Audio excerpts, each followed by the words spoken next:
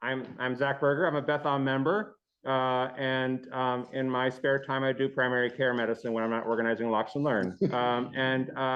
I will say we're going to talk more about ourselves and our relationship to Israel and Palestine that's the whole point of this panel. But I guess very briefly, I'm a passionate Hebraist and Yiddishist, and I'll talk more about my political ideologies later. But I'm really happy to discuss these issues. So, Evan. Sure. Hi, everyone. Evan Serpic. I use he, him pronouns. I'm here as a member of Beth Am and chair of the Tzedek Beth Am committee, which does justice work in the community and locally and beyond. And yeah, I work in my non-community organizing time at Johns Hopkins, the Center for Government Excellence, as director of communications. I was a journalist for a long time. I worked at Baltimore Magazine, the City Paper, and some other places. But yeah, for the last, I don't know, 15 years, I've been in communications doing sort of nonprofit and community-based organizations. Hi, I'm Miriam Evans, a Beth Am member, and sometimes I'm lucky enough to serve as Shaliach Tzibor prayer leader here, which gives me great pleasure. My career in Baltimore is really focused on environmental sustainability, from starting a community garden, then starting a land trust to protect community gardens, serving and co-chairing the Commission on Sustainability, and now doing consulting in that area. Thank you. Great. Hi, Daniel Berg, one of the rabbis here at Beth Am Synagogue. And it's really my honor to facilitate the panel today. So I want to say briefly by way of introduction, first of all, apologies for the delay, everybody. There's some technical and food delays, but I think now we've got locks in your bellies and the Zoom is working. So all's right in the world, except perhaps everything else in the world. So a very brief word, because I want to get us to our panelists speaking and us listening.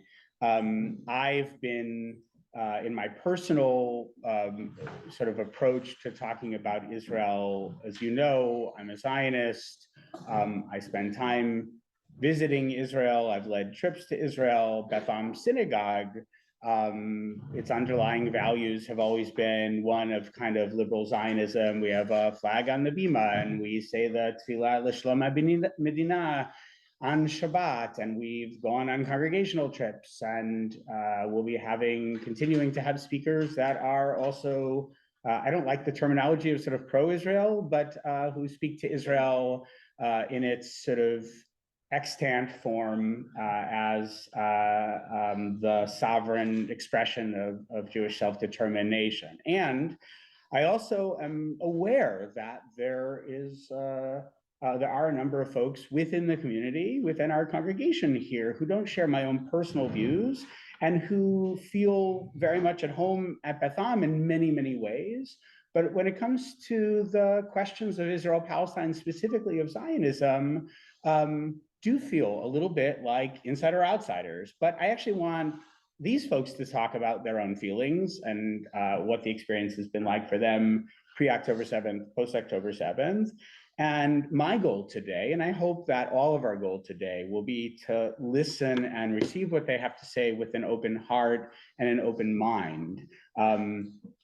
I'm not sure that minds will be changed today. I don't actually think that that's the goal, but I feel very strongly that a community needs to be able to listen to one another, to understand one another, and to receive one another's needs, aspirations, fears, anxieties, anger, love, the range of our emotions and our intellectual explorations of issues that matter to us, with a certain amount of humility and with love. So with that, I'm going to turn to some questions that Zach and I cooked up together. There are 3 texts that the panel is going to be referring to. They went out in advance, so hopefully you had a chance to read through some of these things. Maybe some of you have even read the source material yourself. I read the Shaul Magid book and appreciated its content.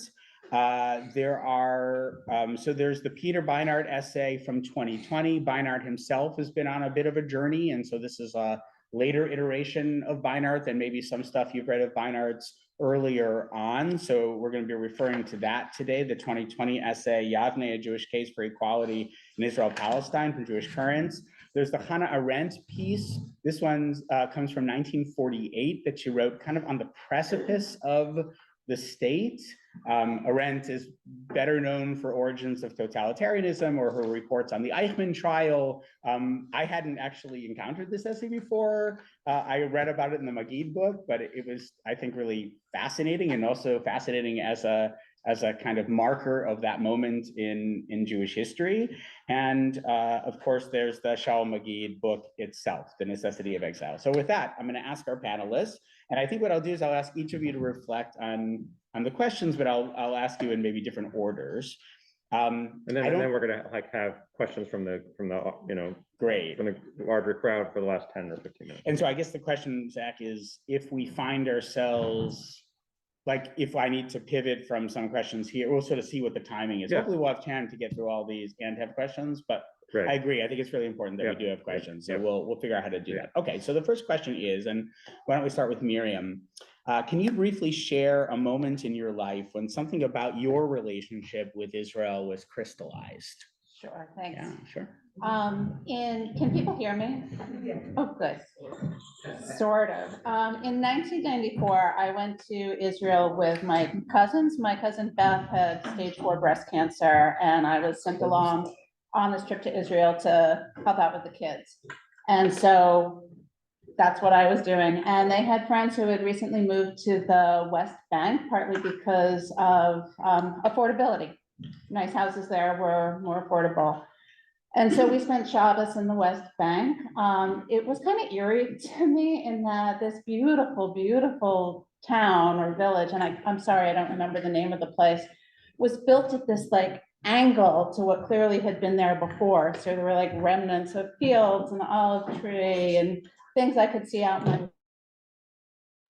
And in the street for Shabbos, they had this like tiny little vehicle on a battery so that a guard and off it and patrol the whole place.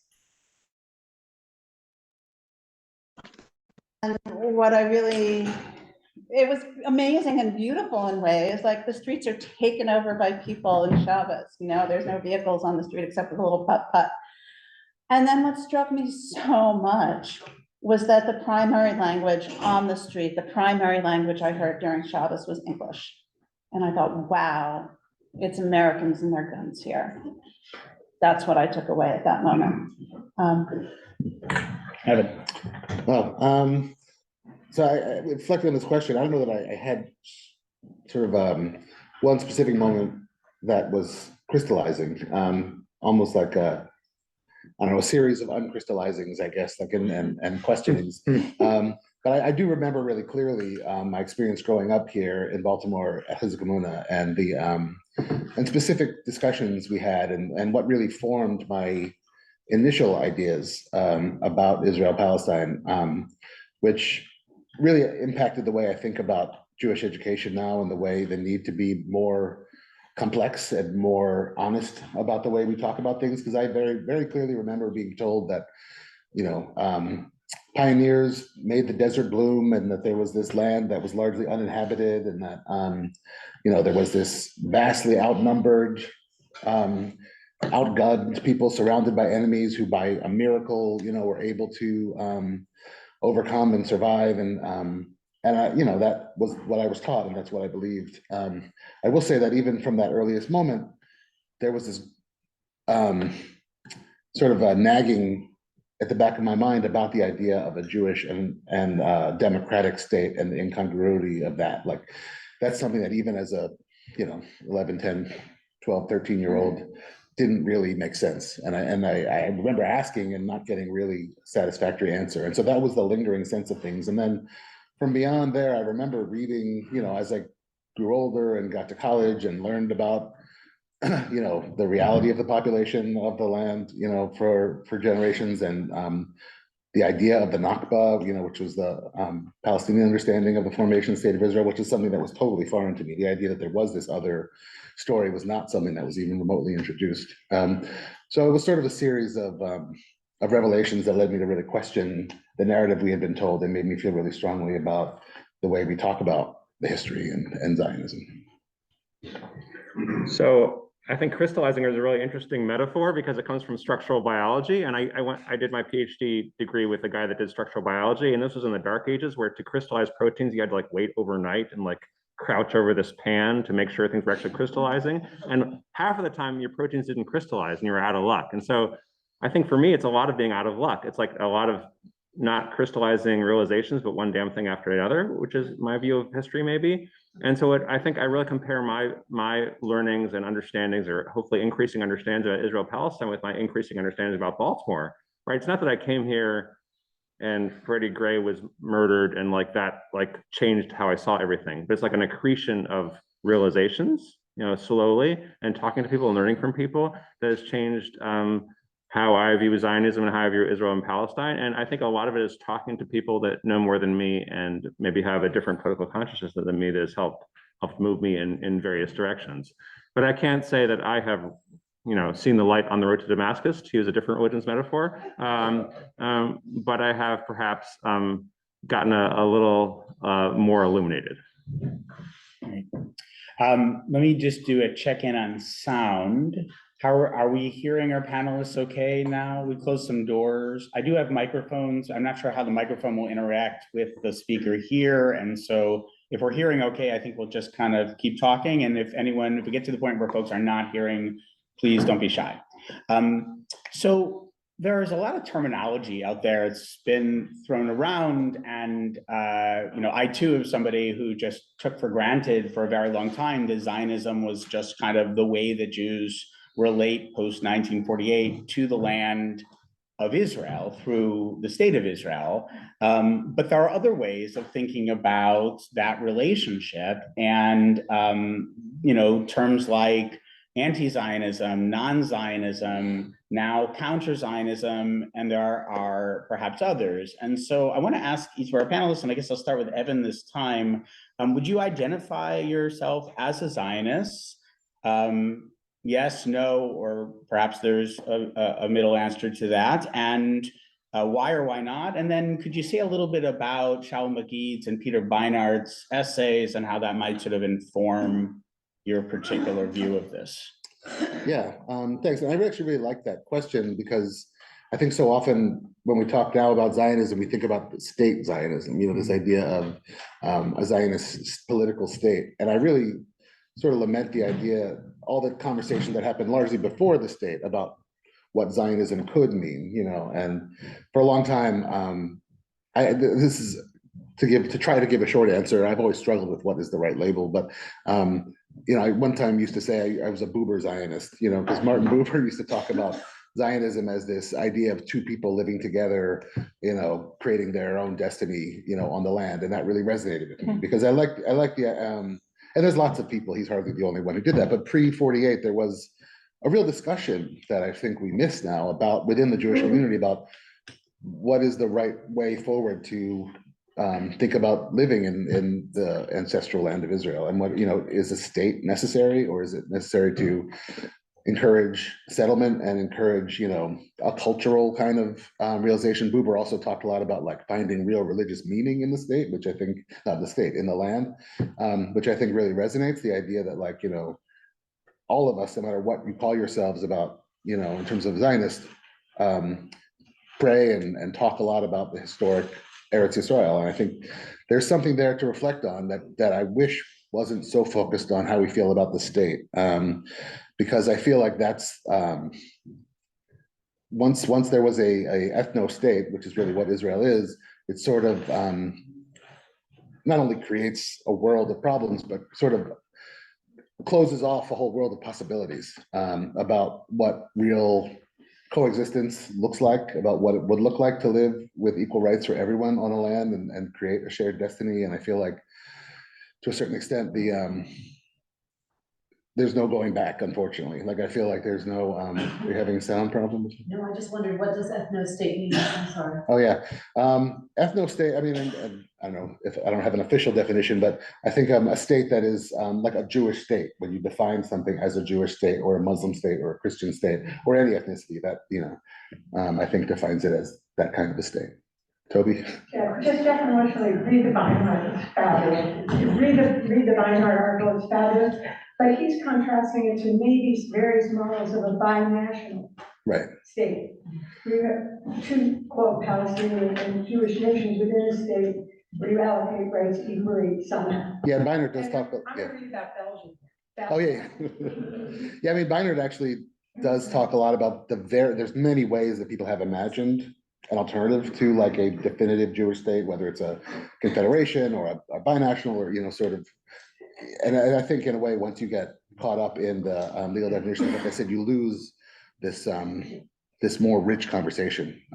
So in terms of how I define myself, I think actually Shaw's definition of a counter-Zionist that really lifts up exiled, Judaism in exile as an important and really resonant form of Judaism, I think is really powerful to me. So I don't know that that term feels totally comfortable with me, but it's one that I would consider. I've also sometimes said I'm a binary Zionist because I really find that what he has said has always very much resonated with me. Even as his evolution has continued, I felt very connected to what he had to say. Thanks. And the term ethno-state is one that is used in certain circles in talking about Israel, so it may feel a little dissonant to some folks who haven't heard that. Also, it's important to remember, like I would maybe push back a little bit on there are also theocratic states, right? So Christian states or Muslim states are really sort of more about religiosity, I think. And one of the challenges that Israel has had is what does it mean to be a Jewish state? Does that mean that it's a religious Jewish state? Does that mean it's an ethnic Jewish state? And it sounds like you're thinking of Israel more as an ethnic Jewish state. And that might be more similar to, a state like Germany or Poland or France, right? That have an ethnicity at their core. And I think Israel certainly views itself that way, right? As the Jewish expression of the sort of European model of ethno states. Yeah. And I know we could probably talk about that specific thing for a while. Yeah. But one way I think it is sort of different from Germany or another state that has an ethnicity that it's historically resonating with. I think the nation state law in Israel really cemented the idea of, and this is again a difficult term, but the idea of a Jewish supremacy within the state of Israel, which I think was pretty. The intent of the writers of that bill was to cement that to make it clear that Jews really have rights here that other people don't have. That I don't think a Germany necessarily would say about the ethnicity of Germans. So. Certainly not Germany of today, anyway. Right, that's for sure. Zach, your view on Zionism and your own understanding of this stuff. So I have sort of three interrelated answers. The first is I'm not particularly interested in the term Zionism, but you have to someone who's political has to bear some relation to it or has to identify oneself in some relationship to it. Many of us don't really want to be political, but unfortunately we live in a political world. So it's sort of like the poster. This is a nonprofit organization. It wasn't meant to be. That's the way it's turning out, right? Some of us would like to be political, but unfortunately, that's not the way the world is, right? So I would love not to have to define myself in relation to Zionism, but here we are, right? So I will say I really like my friend Josh Karoon's term. I don't think he initiated the term, but he initiated me into the term post-Zionism, right? So I like that term of somebody that tries to realize what a future is without understanding Zionism as the immediate center of our Jewish concerns. I think that would be great, and trying to work towards that would be a positive thing. The second thing I would say is that concepts of, I guess I have two sorts of answers, not three. How Israel and Palestine are working and how coexistence can happen is a matter for Israelis and Palestinians and for American Jews and Palestinians and other people to support. So we can't determine their future, we can support their future and work towards their future. So what it means for there to be, so that's one part of the answer.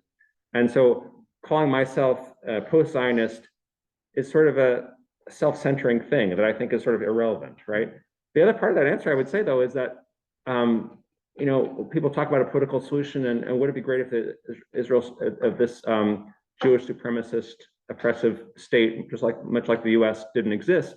And that ignores the needs of the Israelis who are there, right? And so I care for Israelis and Palestinians. And so I have an idea about Jewish autonomy and sovereignty is important because there are lots of people there that we have to care for. So that requires oneself to be in a relationship to that set of ideologies in some way or some alternative ideologies. So I'm going to pin myself down and say I'm post-Zionist, but it seems like a thin term, right? A thin view of Jewish life and existence and the human existence. So, but you know, faux demure, you have to have some sort of relationship. So that's mine. So Zach, I'm going to start with you for this one. Wait. Oh, Miriam, I apologize. I'll go to Miriam and then I'll come back to Zach. Yeah. Sure. So I'm on this panel because Zach told me to be. You're welcome. I feel like people who really don't want to think about this. Like I spend my life focusing on communities where I believe I can have an impact more directly and avoiding big pain in various parts of the world, basically. So, and I have not been comfortable with the notion of, you know, I haven't called myself a Zionist in, I don't know, since I graduated high school or something. And yet the idea of like, well, what does a non-Zionist world look like? I have relatives, I know people in Israel that they matter to me. So I've kind of often just left it there. And I have to say the readings that Zach sent out were like, oh, there's a whole language for engaging with this, duh. You know, that was really helpful for me. What I see is a centering of one people's trauma and needs over other people's needs, and a cycle of aggression that only creates more trauma, that only creates more needs.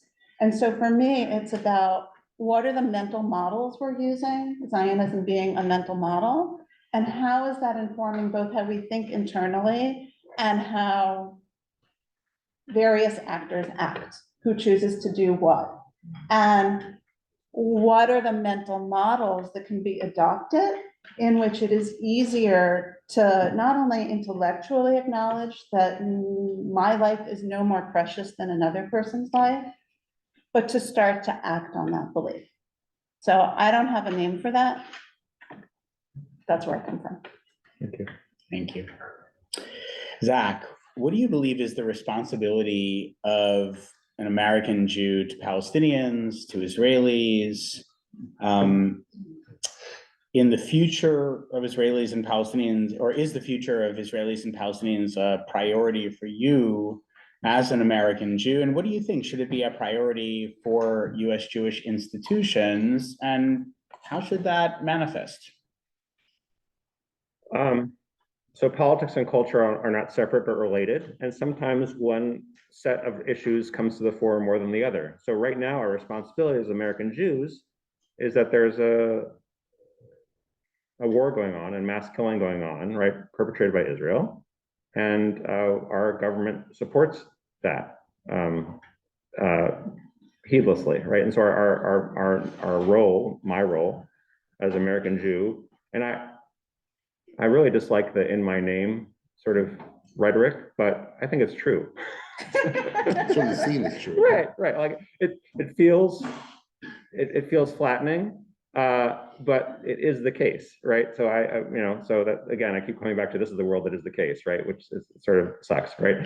Just for folks who, when you say "in my name" rhetoric, what are you referring to? Oh, so the idea is that what's being done in Israel is being done in our name as American Jews, right? And so again, that's a oversimplifying rhetoric, but again, it is true. So our political responsibility as American Jews is to counteract that, right? And act for Israelis and Palestinians on the ground, right? And how does that work? I'm not a political genius, so maybe we'll get there. And if I had the solution, I'd be, something either smarter or richer or both. So that's part of it. That's unfortunately that's primary now, right? But unfortunately, but it's primary, but there's also parallel primaries. And so the second parallel primary is cultural life matters and cultural existence matters and cultural autonomy matters. And every people is allowed their national myths as long as they're not bound up with supremacy and violence and subjugation.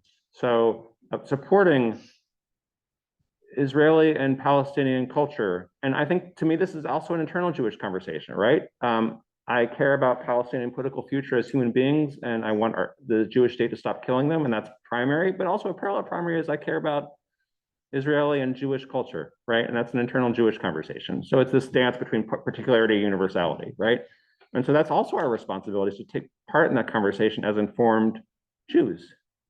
And so, yeah, I guess I'll stop there. That's our responsibilities.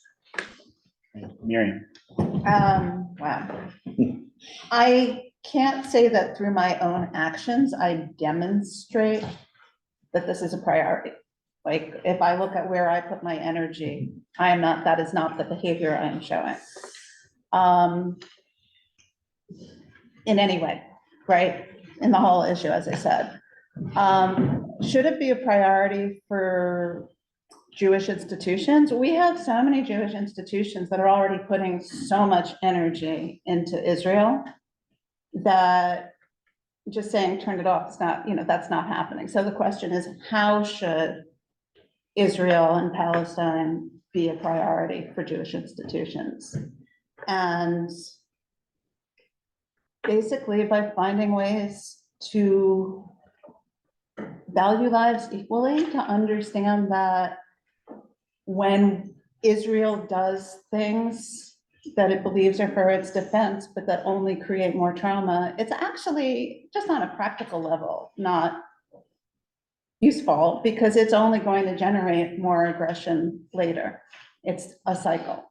So how can our institutions work to reel that back so that we're not simply creating more and more trauma that is going to create more and more of these situations?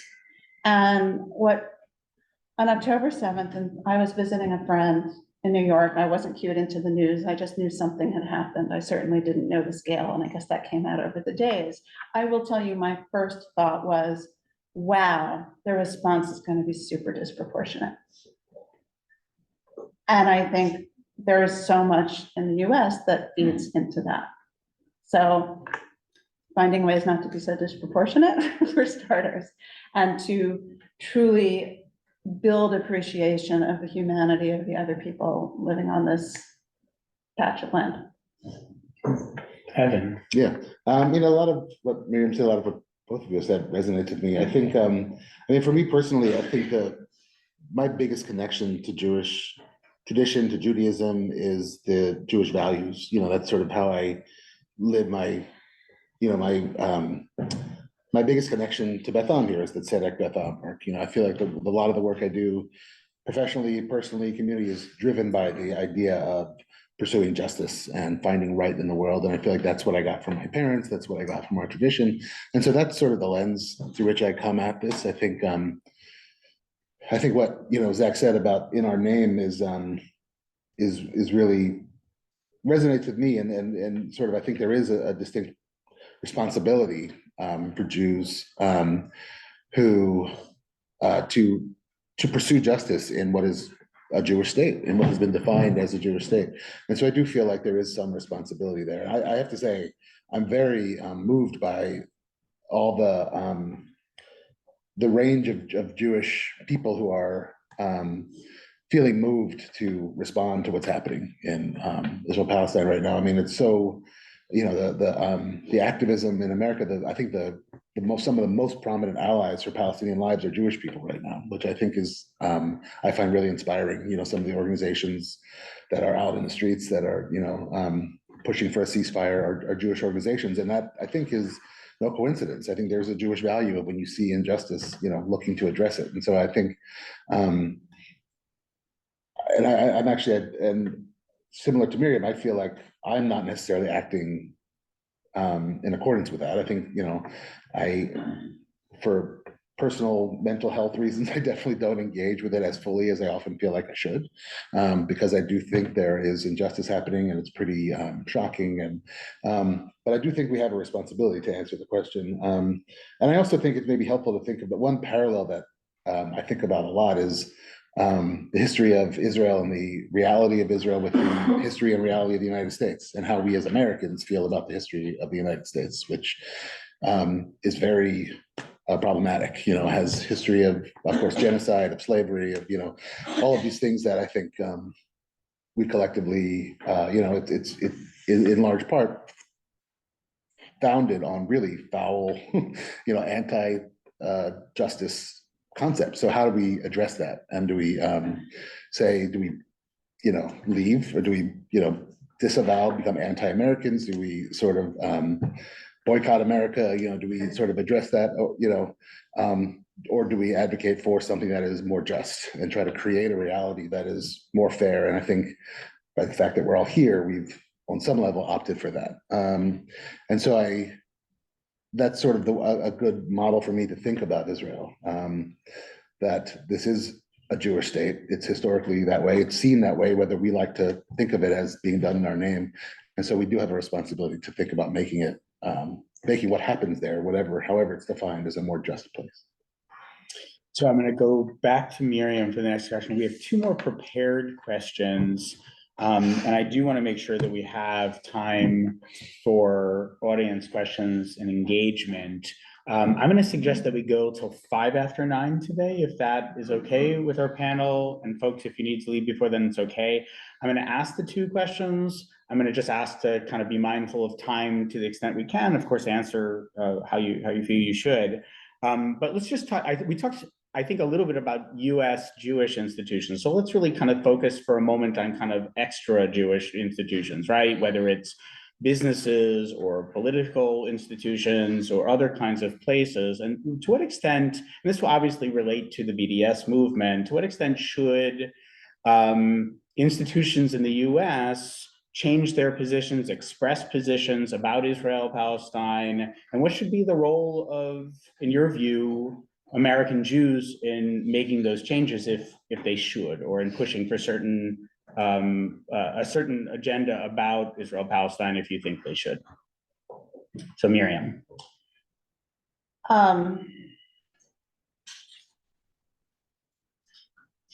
There's this book I have come to love. It's called When to Talk and When to Fight. And it's really on when negotiation is useful and when unilateral action of some kind is useful. And people tend to default to one, or they tend to default to the other because of just, who we are and what we've learned. And it's a very much more, this is when you do this is when you do that. These are the questions to ask. And I'm mentioning that because while I have not been out there pushing the BDS notion, it is very much, it's a form of unilateral action that is nonviolent, that is taken to increase awareness of a situation. And I have seen critique that, and we see this with race in the US, where taking a knee, it becomes this terrible, terrible thing. I think it is a big mistake to criticize forms of unilateral, nonviolent opposition to oppressive realities, right? That being said, I'm not going to say this business should do that. That's not how I operate. But I think that is a context in which to think about, oh, is this something I want to respect and maybe not buy this? Or I'm not offended that this business is doing this, because people need to be able to promote what they understand reality to be in ways that are nonviolent. And if we don't do that, we are inviting violence. Evan? Yeah, I think a lot of that really resonates with me. And it's actually a theme of Peter Beiner's writing and his, and for some folks who don't know, Peter Beiner is a modern Orthodox Jew, and who actually, and a lot of his conversations about this relates it to Jewish texts and Jewish stories, which I find really valuable. And that's just sort of background context. But I think he talks a lot about how, the Jewish community rightfully, opposes violent resistance to Israeli occupation of Israeli state. And yet, when Palestinians sort of organize in nonviolent ways and try to oppose, occupation in, sort of as part of the history of sort of civil nonviolent resistance, they oppose that too. So it's sort of like doesn't leave people with a lot of options to oppose what they see as a great injustice in their lives. And I think that's something that, as Americans, as Jews, we should sort of really reflect on a little bit. I also feel like, as Americans, and this is sort of asking about how do you believe our U.S. institutions, Jewish or not Jewish? And the fact is, the U.S. has a tremendous amount of influence over what Israel does and is able to do. And I think we can't just sort of throw our hands up and say, it's another country. And I think I would like to see our government, the American government, leverage that power more aggressively, tactfully, sort of really not have sort of unrestrained support regardless of what the Israeli state does. I think, when the Israeli state does things that are violate international law, I think there's cause to rethink the level of support, the level of military support. That I think that's actually something that is in accordance with international law too. I would advocate pushing our leaders to use that power to create, to address some of the real injustice that's happening. So I think there's, one has to consider boycott as a general term and sort of linked concepts of nonviolent or just any sort of protests. And I think certain people are against boycotts, except when they decide to boycott for their reasons, right? So I think it is a pretty widely used tactic and pretty unimpeachable on its face, right? And for any tactic, one has to consider, is it getting done what it's meant to get, what is meant to get done, right? Is it effective, right? Is it rhetorically effective? Is it practically effective? So that can be asked of any particular action. So I think one has to ask that as a politically conscious individual. Is this doing what I want it to do for the right reasons, right? And you don't get a carte blanche, no matter what movement you're part of, without asking yourself and other people around you, is this doing what I want it to do, right? And so I'll give a sort of a small example of that. Like, I don't believe in academic boycotts, right? So that differs me from other people, but that's sort of like one. I could go into detail, but I'm not going to. But it's like, does this achieve something for the right reasons? And then there's like this more specific concept of BDS, which I think is more complicated because it's a solidarity demand from the from Palestinian civic society, right? And I think that's a legitimate demand morally and politically.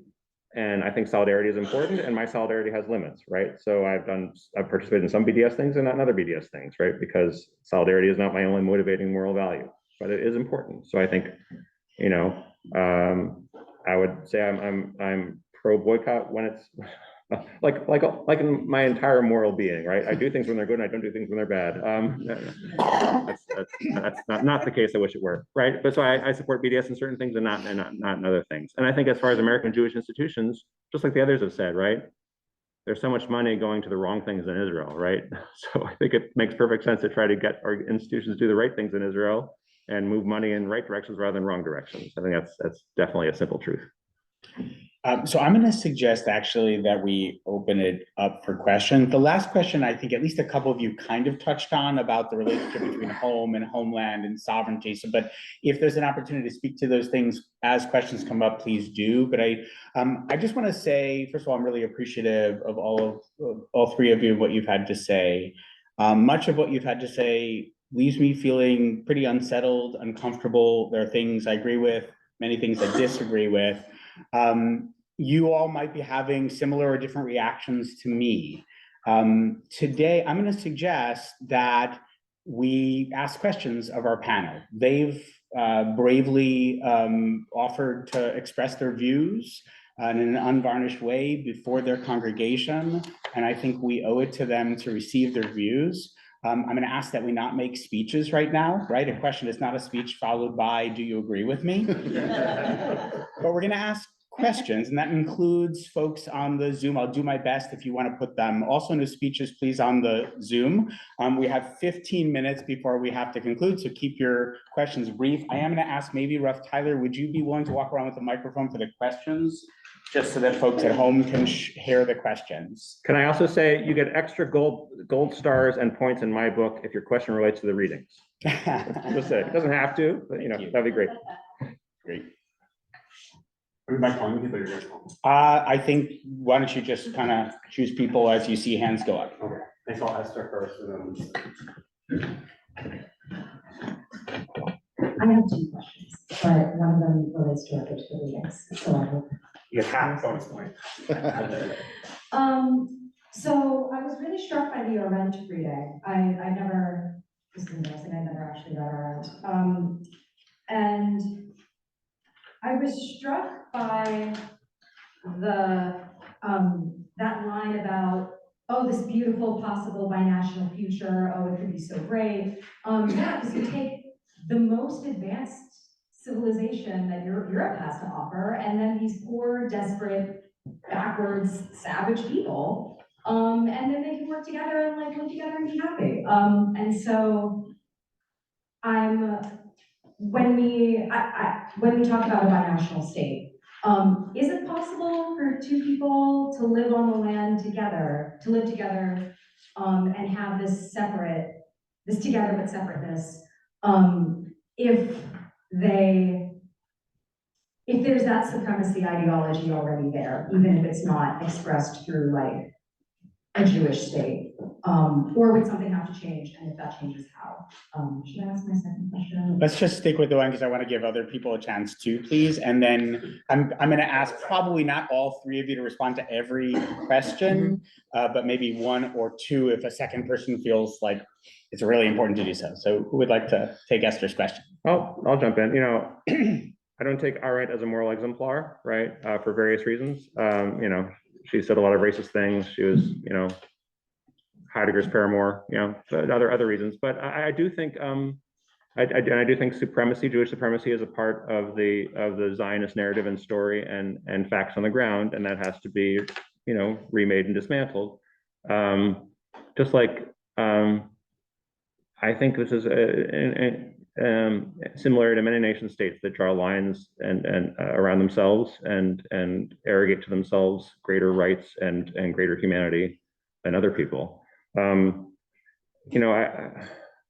don't have a satisfying answer because you have to believe in coexistence, right? There's no other way, right? And yes, they're going to be terrible people with terrible ideologies. I'm not a messianist, right? I'm not a Marxist, right? I just believe that it's one damn thing after the other, and we just have to approve the damn things after the other, right? So there's no future in which there's no supremacy, right? We just have to create structures that minimize that and maximize humanity. That's my answer. Let me just add one little thing. Sorry. No, go ahead. I also have ambivalent feelings about Arendt, and I guess this is less a response to her specifically or what she said in that essay, but generally I think that moment in time in 48, what was seen as possible then is very different than what is seen as possible now. And so that's why I say when I lament there was a time when people really could imagine what it would look like to have a place where there was equal rights for everyone from a range of background. I think that has become so much harder to imagine now for all kinds of reasons. So what is possible is different. And then we didn't really get into this, but the idea of one state versus two state solutions, I think like a lot of people, including Beinert in this essay, I think the idea of a two-state solution was seen as, and for a lot of good reason, as like an idea whose time has passed. And I actually, since October 7th, thought more about is it the best we can do, really? I mean, it's sort of like the Churchill quote about democracy is the worst form of government except for all the others. Like the two-state solution is really problematic for all kinds of ways, because for one, it keeps this idea of ethno-states, but at this point, it's hard to imagine a one-state solution where everyone has equal rights based on the history and everything that's been done. I'm going to go to a question in the chat, and then we'll come back to the room. And so this is from Judith Shagrin, who asks, what, if any, responsibility do you believe Hamas has to end this conflict? Why aren't you calling for Hamas to cease firing rockets, let our people go and surrender? Miriam, since you didn't speak, do you want to take that one? Sure. Okay. I have been in a number of spaces where I feel like there's some important thing left out of the conversation. I went to a Jews Against Genocide rally in DC, and I thought the speakers were great. And as I walked away, I was like, and where's blame on Hamas? Yeah. I came here for the following Shabbos, and we had two speakers from Israel who talked about the absolutely horrific things they had witnessed. And I walked away and I said, it's as if there are no Gazans. Pretty much every space I'm in, it feels like leaves out some key piece of the puzzle. And I'm like, if we're comfortably sitting here without rockets and we can't even pull in all the pieces and talk about it, how in the world is this supposed to get untangled? So that's not a direct answer at all to the question. I guess I don't feel like it's my role to be in it, right? Demanding. What I am definitely in my influence, such as it is, which is, like that, would be greater in Jewish action than in what Hamas does. So therefore, it makes more sense for me to do what I can to influence Jewish action, American action. Those are the spheres in which I may have influence. For me to bang the table and say what Hamas should do, I think of that, there's a whole world of things that I think of as sort of sitting in a chair and having opinions about the world. And I try my best not to do that. It doesn't serve me, and I don't think it serves the world. So you won't hear that from me, even though, there's a lot of things Hamas should be doing, but that's not where I put my energy. Yeah. Let's go to a question from the room, please. Good morning, I'm Lisa Auction, and want to thank everybody for just showing up with not only the bravery that the rabbi mentioned, but the brilliance that we know runs through Beth Am. And so I think I'm not sure this conversation could happen in very many other synagogues. And so very much appreciating that. And I want to take the context back to Beth Am, because the last time I checked, we were fundamentally, right, a religious and spiritual community, and we know that there are threads of politics that absolutely run through this. What would be, what are your thoughts on how we can best approach these concerns, considerations, issues as a spiritual community in that context? Which of you would like to take that? I don't know.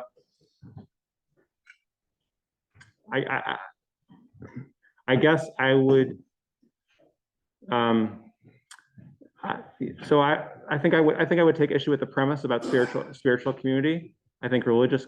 So I'm not against the term spiritual. I think people's personal, and I understand spiritual as signifying a extra institutional or super institutional relation to the divine, right? And I think we are an institution, right? And we're religious in sort of the historical sociological sense, that we're an institution that works with other institutions and have certain practices and behaviors. And so we need to consider how our institution behaves and what sorts of things we say and what we do as Jews. And that personally interests me more. And so what we should do is, what anyone can do, as I take Miriam's point about influencing very little, that's true of me, right? But recognizing and speaking the truth and trying to limdu hetev, like studying things well, right? And seeking the good and trying to work towards the good. That's all we can do as an institution. Spiritually, God, the older I get, the less theology interests me, right? I daven every day, but I'm davening as a political and literary act, and I don't really think God listens, and that's fine. So I don't have a spiritual answer. I have a religious and institutional answer. So. I would have a whole lot to add, just to say, I really want to echo what you said about that this conversation couldn't take place a lot of synagogues, and I think I really do want to appreciate Rabbi Burg and Beth Am for having conversations like this and for opening up to a circle where those of us who have complicated feelings about what's happening in Israel Palestine are within the context of Beth Am showing up. And I feel like that's maybe a little bit of an answer. It's just like allowing people to show up as their full selves, which is something that I think a lot of Jews have felt like we couldn't do in a lot of other Jewish spaces. So it's just one thing I appreciate. I think we have time for maybe 2 more questions. Let's go to one in the room. Good morning. I have one preface and then one question. The preface is I wear 2 hats. Right now. One is my Jewish hat, and my Jewish hat is cultural and tikkun olam, save the world. And that brings me to a particular place. The second hat I have is a Zionist, and I guess I've been a Zionist, I would have to say, since I was 3 years old, because it was into me. And that is, and still is, an evolving, confused, conflicted person. So what's your, okay, but Jim, but what's your question for the panel? My question is the Thank you. Israeli Declaration of Independence or proclamation of the state. What happened? Because, and where's the Constitution? And where is this justice and freedom and equality and right to religious freedom? What happened to that? And what is the status of that? I also could ask what the status of our Declaration of Independence is. Anyone want to try to speak to the kind of founding documents and values of the state and what's happened since then? Yeah. I mean, if it depends on your attitude towards the state and its founding, right, and whether this is it's a liberal model of empowering the autonomy of individuals, or whether it's an ethno-supremacist state that dispossessed an already existing people. Even if you're a liberal, the values in the Megillat Ha'atzmaut have not been, were perhaps never acted on, right? But there's the larger question of the founding of the state itself. So, I think it's an excellent question, right? It's an excellent question about ideals versus reality and founding documents of states, right? So it's a great question. I think there's the pre-67 state and there's the post-67 state. And that's, well, there's military rule before 67, so I would take issue with that. So, but Toby. I'm not sure this is a question you can answer now as opposed to pinning it for the next session. No, there's only one session. Yeah. Sequel. All different formats. I actually need almost a working definition of Zionism. And the reason for that is, in practice, over the last 6 months, it seems like it's meant everything from narrowly, I support some form of a Jewish state. My position on that is now evolving. I like the homeland. I like the version of the homeland that Feinhardt proposes. To something that's much more aggressively, I support a version of a Jewish state that is expansion, expansion, etc. I don't know what it means, and I'm very curious what people mean when they say it, because I don't know how to characterize myself. So what I think I hear Toby asking is, that? oh yeah, I was going to frame it, but yeah, absolutely, go ahead. So as the most ignorant person on this panel, I will take the opportunity to answer that question. Zionism is a political term, right? People will use it to mean different things. And trying to understand what people mean by it when they use it is part of the work. And then the other part of the work is trying to understand what you might mean by it. And then whether you want to go there or not, right?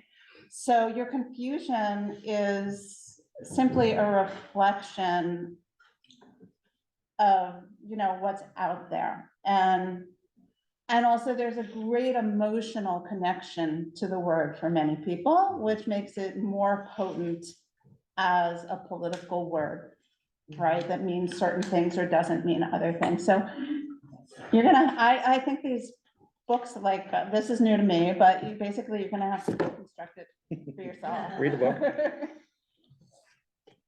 All right, so I think we're out of time. Can I make I- an announcement? Not right this moment, but let me just, is it about this panel or something, or? Indirectly. I'm gonna close the program, and then anyone who wants to hear about Anna's announcement, please see Anna right after. So let me just say a word, just a word of Torah to kind of bring us together. I also just want to appreciate the three of you for your willingness to speak, for Miriam, your willingness to follow Zach's instructions. Same, I relate to that. And just for everybody for coming today. We didn't get to all the questions. There are still others, and that's okay. They're supposed to be. There's a text that I love from the Talmud that says that for a long time, the houses of Hillel and Shammai debated about issues of law. And finally, at some point, a voice from heaven called out, Elu ve'elu divrei Elohim chayim, these and those are the words of the living God. But the halacha follows Hillel. And I think in some way, at the risk of, flattening this, too much, the way that we relate in a normative way at Beth Am is not monolithic, but generally is through a lens of Zionism. That's been sort of our Hillel approach. And I think it's really important to celebrate the plurality or the polyvocal nature of our congregation. And you've expressed, I think, in a very authentic and beautiful way, your understanding of the words of the living God.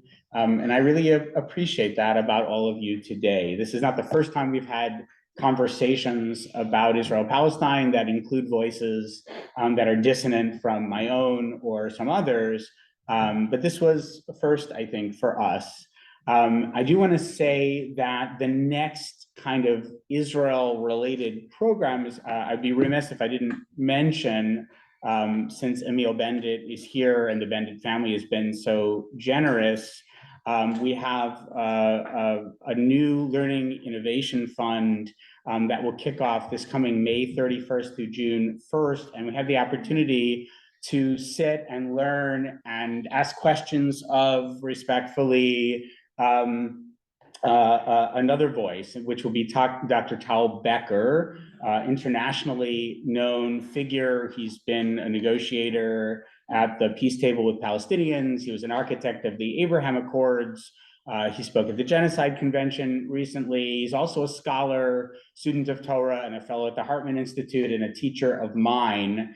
Emil, we're really grateful to you and Rachel and Sarah for the opportunity to learn with and from Tal. I hope people will make that Shabbat a priority and come and be here and tell others about it. I believe that at least one other congregation is going to partner on one of the sessions as well. And so I hope folks will come on May 31st to hear from him.